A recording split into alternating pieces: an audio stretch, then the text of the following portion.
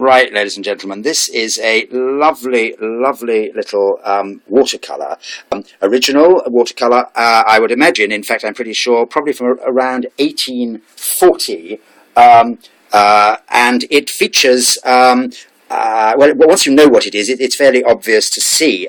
The scene, I think, is Brighton, and this is in the distance the onion domes of the Brighton Pavilion. This is the sort of old Steyne area of Brighton here, the park still. And here are some typical bow-fronted Brighton seaside houses on the right-hand side. And what it features is a triumphal arch, a temporary triumphal arch, erected, I think, for the visit of Queen Victoria and Prince Albert. The letters on it are V and A there. There's some possible word across the top that might be sort of welcome or something, but certainly V, A, and obviously sort of fairly sort of British Royal Standardy type flags flying, and people, some with sort of parasols, it appears, lining the road. And I suspect the image, it may be to celebrate the wedding of Queen Victoria in about 1840, but I think it's more likely to celebrate one of the few visits she had here between about 1840 and 1850, before her family was too large to use the pavilion and before she sold it to Brighton Corporation in 1850. So I think it's a welcome to Brighton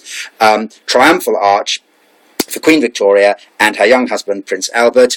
And it's a very charming watercolour indeed, possibly even done on the spot. It's very spontaneous. It's very sort of, the touch is light and skillful. And when you look at the detail, you can see it's just little dashes and dots and dabs of paint, the sign of a good, talented painter.